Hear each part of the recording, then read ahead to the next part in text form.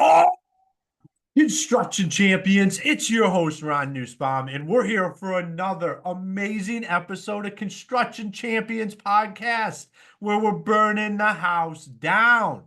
Twice a week, every Monday and Thursday, you can find myself along with the most absolute best guests you can possibly ever think about. Because we are here to help you be the champion that you're meant to be every day. And like I say, if this is your first time listening, just to clarify, we're not burning the house down because it was an upset customer. We're burning the house down on your business, your personal life, your life with your family, your health, everything. And we're rebuilding it so you can be that champion that you're meant to be for your business, for your partner, for your kids, and most importantly, for yourself. Today, I'm super excited for our conversation. Jake, it is great to have you here on the show today. Dude, excited to be here, man. Your energy is contagious. I thought I had a lot of energy this Friday afternoon as we're recording this, but man, you got it. And I'm honored to be here with you. Awesome, man. I know we're having an amazing conversation, but before we dive into it, why don't you tell the champions out there a little bit about yourself? Yeah, so I self-nicknamed myself the Chief Encouragement Officer, but I run a company called Compete Every Day. And really what that means is I'm just a leadership performance coach that does a ton of work in the construction industry with our associations and with our teams on how we lead better, not only ourselves, but our people. Because as you talked about, being a champion at home starts with leading that person in the mirror and making an impact on not only the projects we do, but the people we work with starts as leading them as well. So I love the work I get to do. I love our industry and excited to jam with you for a bit today. Awesome, man. I love it. Let's dive right in there. And I'm going to ask the $1,000,000 question. And that is, what makes a construction champion? Introducing BuilderComs, your all-in-one construction communication software. Say goodbye to communication mishaps that cause frustration among builders, contractors, and clients. The BuilderComs platform unifies communications, making it easy for you to chat, share updates, and collaborate effectively in one place. Experience the transformation in construction project management with BuilderComs. Visit us at buildercoms.com to learn more and start streamlining your projects today. I'm going to go back to the very simple premise of intentionality in everything. I think when we think about it from a work standpoint, yeah, we're intentional. We're intentional with the bids we put together. We're intentional with our craftsmanship because quality counts. But are we intentional with how we show up week after week, improving ourselves? To hit off how you started the show, I'm all about competing with the person you see in the mirror. Quit worrying about what everyone else is doing. And how are you intentionally week after week getting better? Because if we're honest, 6 months from now, a year from now, we want the guys on our team, we want the people in our office to do better work than they're doing today. That's every, owner, contractor, leader. We want other people doing better work, but what are we doing to do better work ourselves? And so for me, intentionality is what makes a champion, because you do not become successful by accident. No, I 100% agree with that. And, intentionality is something that the construction industry can lack as a whole. Just kind of even at our core, like we try to be intentional with projects, but shit goes sideways. Like stuff changes. You open up a wall, anyway, it's ever done a remodel knows like it just doesn't go as it's planned. How do we start to change that mindset, even though we're faced with those obstacles every day? Yeah. So it's funny as you talk about that, my first thought goes, are we reacting or are we responding? Reaction is that we do it right there in the moment. We don't think, we're emotionally, we go off the handle to somebody, right? We explode, we freak out, we let our focus go everywhere. Response, on the other hand, how we respond is take a quick breath. Okay, cool. We found something on the other side of that wall we were not prepared for. What do we need to do? What's still in our control? What adjustments do we have? How can we be proactive, talking to our customers, talking to our partners about, hey, here's what we found, here's what changes, versus we'll see if we can get it before they figure things out, right? The intentionality comes in how we respond versus how we react. And more than anything, how do we be intentional with the words we use every day and the actions we take? It's very easy on long projects, man. Right now it's June in Texas. I don't know about in Carolina. In Texas, it's hot. It's 100 degrees right now, right? It's very easy on those dog days of summer just to start going through the motions. Yeah, I got to clock in. I got to finish the job. Here's what I'm working on. Versus how do we intentionally set our attitude when we step on a job site? How do we choose that attitude we're going to have, knowing that attitude is contagious to our other people? And everybody that's questioning me, just think about the last conversation you had with somebody who's just complaining. You could feel the life being sucked out of you. Not only that, how are we intentional after the workday? After we've had a long day, man, we've been busting our butt. We've been on the job site. How are we intentional as who we show up as when we walk in that front door? Because our kids haven't been on the job site with us all day. Our spouse hasn't been there with us.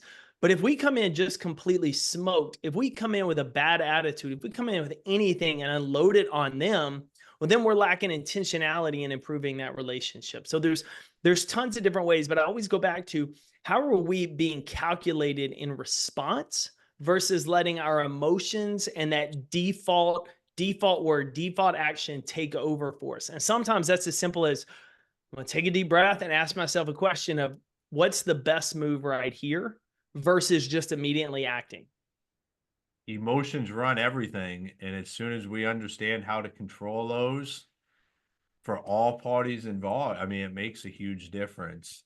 And you touched on something that I think is extremely matters. And we don't talk about it enough, is what happens when you walk through that door. Because that's when, like, I'm as much as far when I look back 8 years ago, and I was my absolute best until I walked through that door.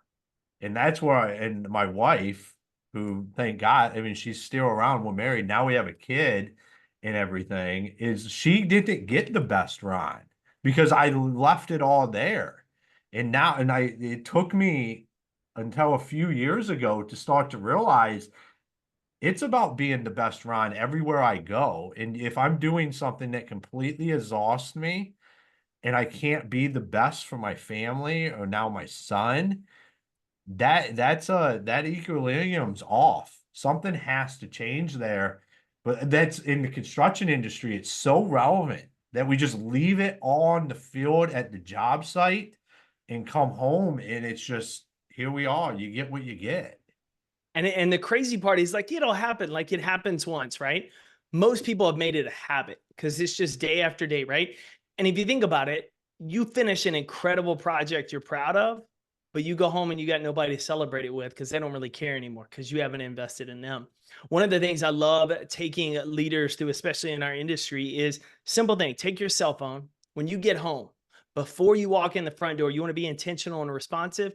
Take that phone and put it on do not disturb and set a timer for 20 or 30 minutes. Walk in the door, put it in the other room, put it in a kitchen drawer. Give your spouse and kids the undivided attention for half hour. When the alarm goes off, go get your phone, check it, finish your emails, your texts, your call, whatever you have. What you find is the first couple of weeks, you feel like a crack addict because you think every sound is that call. Like there's a fire on the job site, somebody quit, you got all sorts of problems. But what every one of the leaders we've done this with realizes is like everything could have waited that 20, 30 minutes. And sometimes I'm going to make it the first hour or 2 hours. But what happens most days, right? We get home, we're still on our phone when we walk in the door. Spouse is trying to talk to us. We're on our phone answering emails, texts. We hear them, but we're not listening. And so the most important people in our life are getting less than our best. And we're leaving it out on the job site for them. And so I'm all about like, that's a simple, small method, setting an alarm, putting on do not disturb 20, 30 minutes. That's a small ask. That's less than a Netflix episode most of us are watching at night, right? But what it does is allow you to be present, to have a conversation, to give somebody your time and attention that really matters. And that's all it is. It's separating that work you do there from work you do at home. Because to your point, like we can't be a champion on the job site if we're a loser at home. Like it's just not going to work because eventually it's going to bleed out. Yeah, you get way out of balance. And I just lost my train of thought there. Okay. What you're saying is it's right on point. And the mindset around this. So when you talk about the phone, and this is, we have to get out of the case of worst case scenario. Every time somebody sends you a message, every time your phone rings, I tell myself now, like, this is the best phone call that's ever came. This is going to be the best message. But that's not like when you're working in construction, like you constantly think exactly what you thought. The freaking job burned to the ground. My best guy just quit. Somebody wrecked a vehicle. Somebody got a DUI in the truck. Like you were always thinking worst case, and we feel like we need to be there.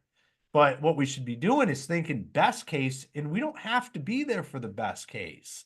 Let it happen. Stop putting this stuff in the universe every time your phone dings. Yeah, so it's funny. There's a phrase that they developed in healthcare in the 70s called "What, so what, now what?"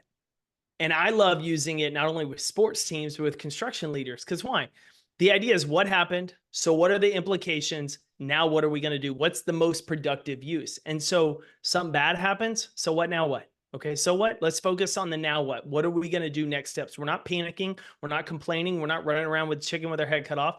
We're focused on what do we need to do now?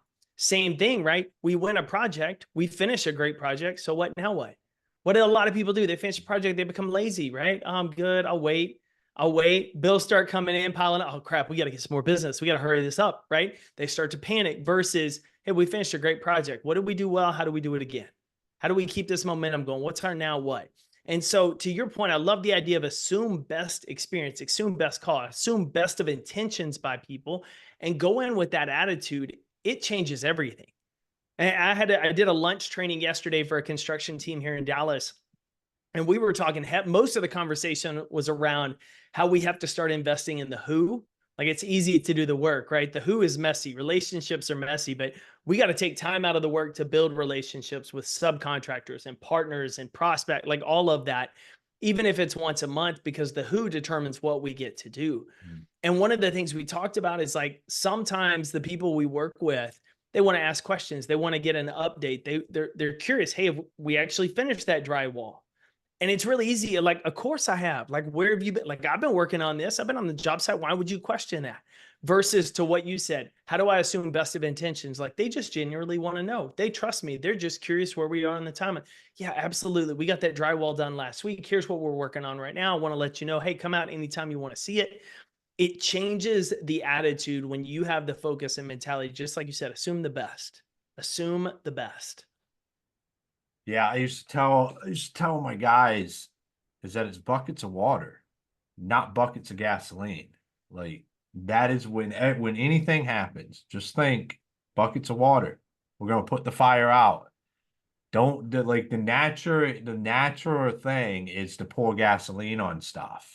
Like, people just want to stoke it up a little bit, and that's not how we should be reacting. But what I love about what you do is that you bring this high performance sportsman thought, like what goes behind championship teams. Why construction champions? Like, this is meant because I believe that as you build a high performance team, it's just like sports, and it's how you win championships. There's high performance teams that never win a championship, and there's reasons behind that. And that's the kind of stuff that you do. You help teams get over that, and you help construction companies get over that. And I love that, because that is how I think it should be approached. But not just business in general, but construction, because we have the right demographic and the right mindset to really thrive in an environment that has that kind of culture. 100%. And the one thing I love about construction so much, and I tell guys this all the time, is, I do some work in other industries, and they don't see the fruit of their labor. Like, somebody that's in, say, pharmaceutical sales, right? They may work with a medicine that saves cancer patients' lives, right? They don't ever see the person going through treatment. They don't ever see the medicine. In fact, they don't see the outcome of it. The guy that sells the car, yeah, he sees somebody drive off the lot, but he doesn't see the dad take his family on a vacation in this new car and what a great experience they have. Y'all get to see the build. You get to see the thing go from nothing to something standing. You get to drive by buildings on highway and think, I had a piece in that. Like, there's a whole sense of pride in it. And similar to sports, like, when you put in the work in sports, you get to see the outcome right there on game day. You get to see, hey, you've been working on your shot. You made your shot. or, hey, my offensive line has been working protection. They got me covered. And so there's a huge crossover with that of not only just having your hands in the dirt and doing the work, but getting to see the outcomes. And in sports, man, it's not overly complicated, right? It's being unified for the same mission. It's having conversations to where you'll give each other feedback. It's owning the work. You know, Bill Belichick with the Patriots was all on do your job. And the idea was like, take full responsibility for everything about your job, show up and do it. And when you have a room full of people that do that, they're not worried about who gets the credit because they know if they get the win, it doesn't matter. They get the win, it doesn't matter. And that's really where you see some great teams. It's like, hey, we all have each other's back. The owner of the company cares about me. He cares about my success. He wants to see me develop to take care of my family. It's not just about his paycheck.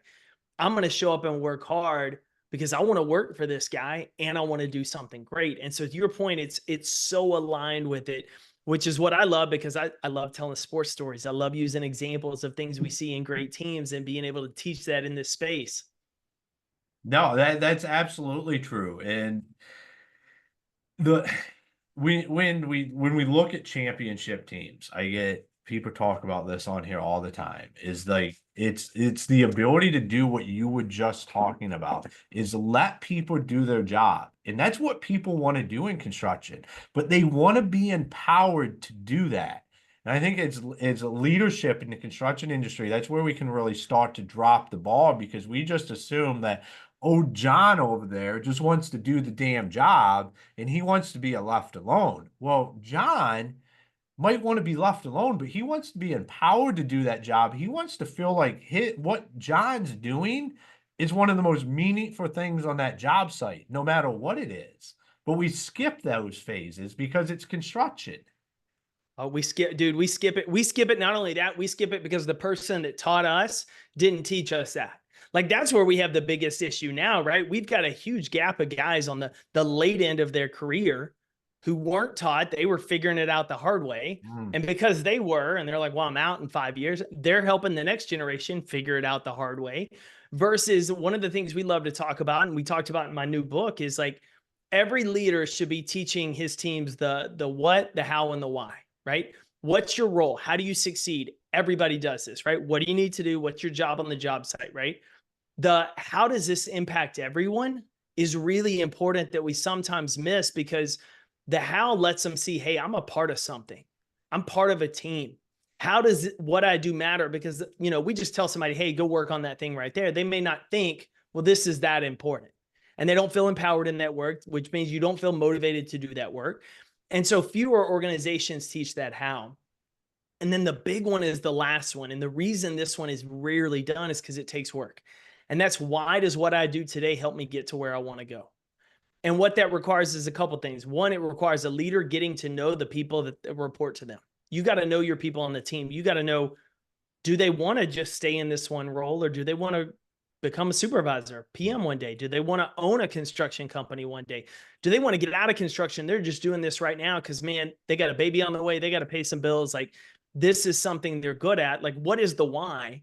And then connect the dots between what's the work you're doing today and how's it helping you?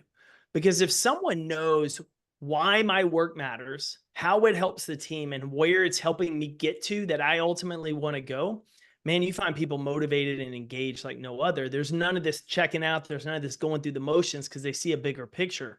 But what does that take? It takes a leader getting to know their people and then taking the time to do the work to have those conversations. And we just get so busy doing the work that we don't want to mess with the who and the people and all the other ancillary stuff that ultimately help people do better work. That's absolutely true. It's just, that's the nature of the beast in the construction industry. And it's like you said, it's been what has been passed down generationally for forever. And here's I was going to say, and here's the cool part about your show and what you do, and the teams that I've had a chance to work with that really apply that what, why, how. You have an advantage in the market. You have an advantage for talent. The people that are listening to your show that aren't just listening, but saying, what do I put into practice this week? It's one thing to know it, right? It's another thing to do it. When you do it, you start to realize, oh, it's a little less crowded up here with people actually doing quality work, making themselves better. Oh, I'm going to keep doing this because most people won't.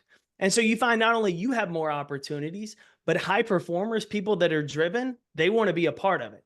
There's a reason so many guys take pay cuts to go to great teams because they want to win. They want to be around high performers. They want to be around people chasing greatness. So I'm willing to make less money to go win. And in America, man, in our industry, companies are fighting for talent. We know there's a shortage everywhere. And so if you have a pick of where am I going to go, you're going to go somewhere that cares about your development, that makes you understand you're a part of something, is helping you get somewhere. Oh, and they actually invest in you. And so if you're listening to this and thinking, man, how do I get and retain top talent? You invest in them, you show them where they're going, and you do all the things that Ron's talking about every week on this show, because you'll find most people won't do it, even the ones that know it. Yeah, I mean, that's the hardest part, is to just do it. I mean, it's why I do this show, is because I feel like right now we have a chance, and we have an opportunity to forever change the mindset around the construction industry. I'm a firm believer that construction should be in the same conversation as doctors and lawyers, and we would get there if we allow that narrative to change. Or it's not even allowed. We have to change it, because we've accepted the narrative till today that we're not. And that's BS. But we have to step up and change the mindset around the industry and start acting appropriately.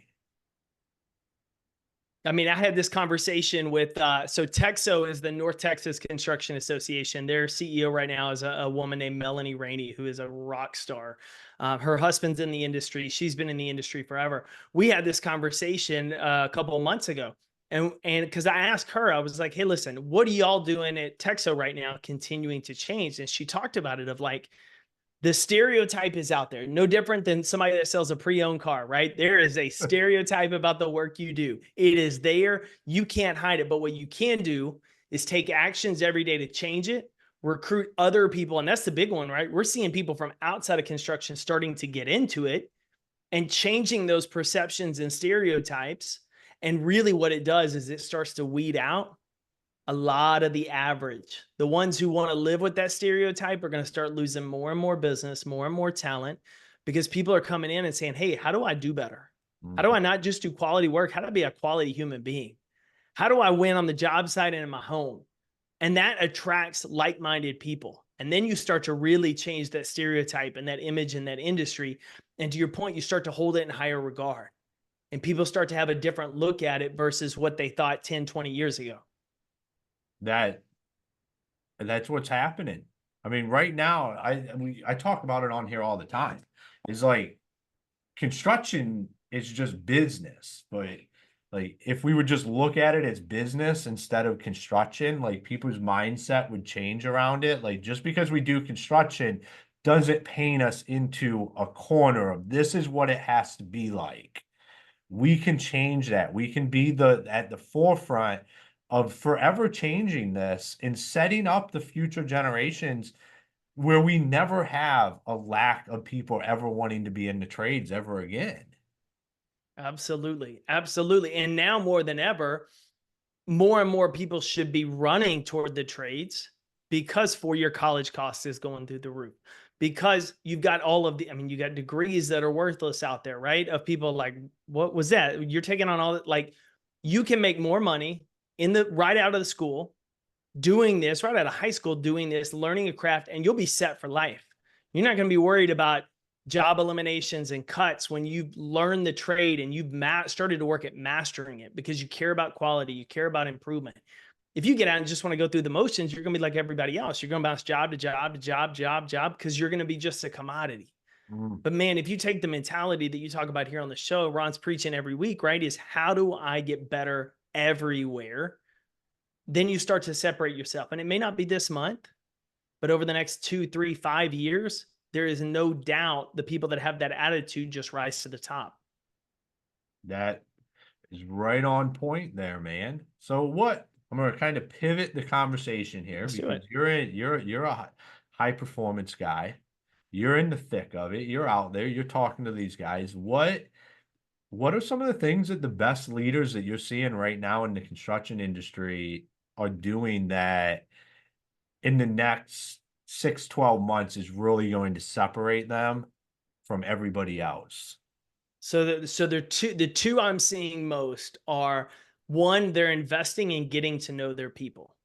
Some of us might feel a little bit triggered or guilty when I say this, but you have guys and girls on your team that have been with you for over a year, and you can't tell us if they're a dog person or a cat person, what their kid's name is. Do they have kids? Are they married? What do they like to do outside of work? We know nothing about them except what project they're behind on, where they made the last mistake. We can tell you all the mess ups. We can't tell you anything about them. And the problem with that is people don't care how much you know until they know how much you care. And you want to keep people motivated, engaged, you just start making an investment. And so what I see is some of these guys are literally once a week, who can I have a cup of coffee with out on the job site? Who can I take to lunch? Who can I get to know? I don't even want to ask a question around work. We can talk about the project and the problems you have later. Just tell me about you. Because what that says to somebody is I appreciate you and I want to see you grow and thrive. And what we've seen in multiple industries, not just construction, is over the last 4 to 5 years, people have left their job almost 70% of the time, not because of the job, not because of the work, but because of the person they report to. They feel underappreciated and they don't get feedback. So the first thing leaders are doing is making deposits in the relationship. Second thing they're doing is giving feedback. Now you may be thinking, man, I get feedback all the time. I tell guys where they mess up. I tell them what they've done wrong. That's part of the problem. If the only time we hear from our leaders and bosses and supervisors and PMs is when we mess up, we're going to start to tune them out. Because what does that mean? We're just going to brace. Every time we see them come, we're like, man, I got in trouble again. And so what we have to start looking for is how do we give feedback like a seesaw, right? You give super detailed negative feedback. We know exactly where you messed up. We know what you did wrong. But on the good side, we're like, hey, you did a good job. Hey, you're doing well. And what happens? People completely tune it out because it's so general. Like there's no specificity to it, but we're super specific with the negative. And so as a leader, the leaders that are giving positive and constructive feedback that is detailed and balanced, people are receptive to it. They know when I see you come and run across I'm not going to tense up. I'm not going to get defensive. I'm not going to look for who I can blame. You may be coming to tell me where I did something amazingly well. You may want to talk to me about where I can improve, and I'm going to be more open to that conversation because we're not only having where I messed up. And so I'm seeing that as a big one too. So they're making deposits in people. They're being consistent with productive and constructive feedback. And then the last, they're working on how they develop other leaders. They're not waiting on the old guard to retire. And then the guys that are in their 20s and 30s, they'll figure it out. They're saying, what do we need to do to start developing these younger team members before they're ready, so that when there's an opportunity, they're ready for it and they don't go somewhere else? Because we know one of the other reasons people are leaving is not just the person they report to, but nobody's developing them. There's no growth. I don't see what, I think I'm always just going to be on the site. This is what I'm going to do. I'm never going to become a PM because nobody's ever communicating that. And so high performing teams have this culture of making deposits in relationship. They get to know each other. They're not going to hang out every day. They're not going to be best friends, but they may crack a beer and sit and have a conversation, right? They know they're giving each other feedback. They're okay holding each other accountable because why? We have a relationship and I'm hearing more than just negative things from you. And then they're looking for opportunities to develop other leaders because you never know when you need somebody to step up. And when it's time to step up, it's too late to get ready for it. And so it's just like sports, right? If you're the backup and you're like, I'll get ready when it's my time, you're going to be in trouble like I was my junior year of high school when the starter gets hurt and they're like, you're in. I'm like, I thought I was going to be the backup this year. Oh, no, buddy, it's your time. So that's what we're really seeing in a lot of these teams. And the cool part is I'm seeing some organizations start to do it. And I'm seeing a lot that are still super apprehensive about it because they're like, we got so much work to do. We got to focus on the work. And I'm like, if you focus on the work now and not the who, you're not going to have a who later or projects in the future because the great people are going to have left. And so you got to work both simultaneously of how do I make deposits in people? How do I get to know them? How do I give them feedback while we're doing projects? And the beauty of our work is like, if you're on the job site every day, you're in the office, wherever you are, you're having interactions with people where you can give them feedback. It doesn't have to be formal. You just be like, hey, Ron, man, I saw you this week. I know that was a really frustrating customer you were dealing with. We had that situation with the drywall. I just want to tell you, man, I love how you handled it. You kept your cool, you were responsive, and you looked for a solution instead of complaining about it. I want to commend you on that and let you know how much I appreciate it. Like simple as that. Catch them in gathering. That starts to separate you as a leader, and you really start to become a place that people want to come work. Yeah, I think what you said about the work is like that is what other industry is like, I don't have time to do any of this other stuff because we have work. Like, and that's the objective, is to have work and do all of that, and you create a business around it. But when we get work in construction, it is like, that's all that matters. That All that project, that job, everything goes out the window, and it's an acceptable excuse. It's like, oh yeah, I know, man. Well, Jake, he can't come out here. We can't have that conversation because we have work to do. We have a job. Like, But we've never, and the crazy part is though, we've seen it more and more. We had supply chain issues. We had all sorts of issues during COVID, right? We're still dealing with some of the repercussions of costs and everything else. But now more than ever, the fight for talent is fierce. And knowing people can go, they can move, they can go to other companies. I mean, some of your office staff can be remote. Like there's all sorts of opportunities. People are going to be more selective over the next decade of who they work for, not necessarily what they do. People care who they work for and work alongside almost as much, if not more, than what they do. And so we got to keep that the who is more important than the what, because not only did the who bring us projects, but the who are the people that complete the projects. And we got to make sure that they're doing quality. They're meeting our standard of excellence and they feel cared and part of a team, which is so vital. Because if we forget that, we may have some work and what now, but we may not in the long term. I love it, man. I love what you're doing. For all the construction champions out there listening, if they wanted to connect with you, follow you, where's the best places for them to do that? Yeah, so my website is jakeathompson.com. You can learn about some of the construction programs we've got, as well as my book, Lead Better Now. And then if you want to get connected, I'm on really 2 social media platforms, Instagram and LinkedIn, and you'll find me at Jake Thompson Speaks. Man, anything Ron and I jammed on today, we talked about, you got other questions, you want to dive deeper, shoot me a DM, send me a note. Would love to connect with you. Awesome, man. Well, thank you for taking the time and being on Construction Champions.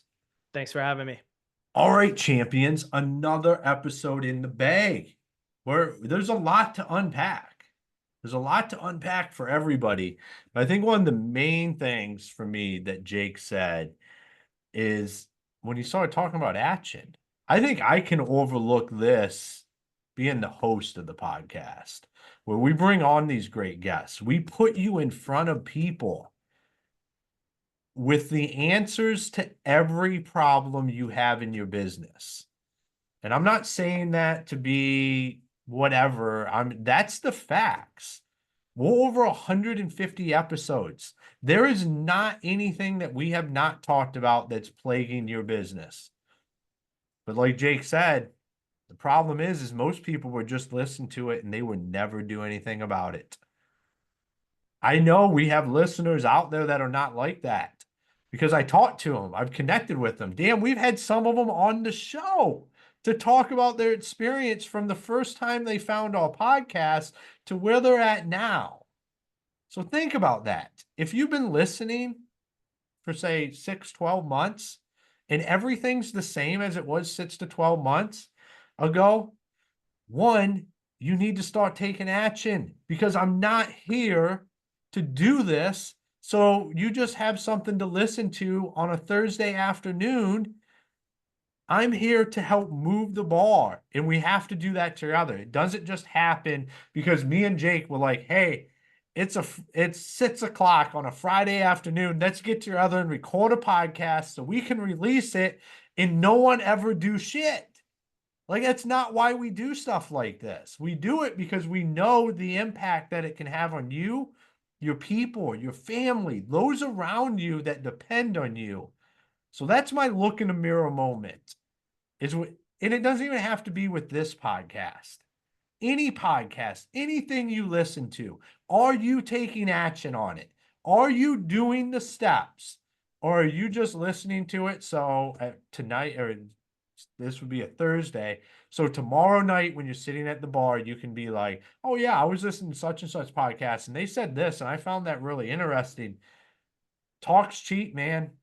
And people don't want to hear it. If you're just the guy that always has the newest, latest thing to say that you heard and this is what people are doing, but your business is staying the exact same and there's no changes happening in it, you might as well just not tune in. Think about it. Look in the mirror. That's it this week. Am I actually doing shit with the information that I'm getting? So Construction Champions, make sure you go check out all of our great sponsors. And until next time, be the champion you were meant to be. Introducing BuilderComs, the future of construction management. Built by industry veterans, our platform simplifies your workflows and boosts efficiency. From field operations to leadership, we've covered it all to help you sleep better and enhance your projects. With BuilderComs, expect reduced errors, save time, and exceptional outcomes. Join the thousands of builders and contractors revolutionizing their processes and achieving greatness. Discover more about us at BuilderComs.com.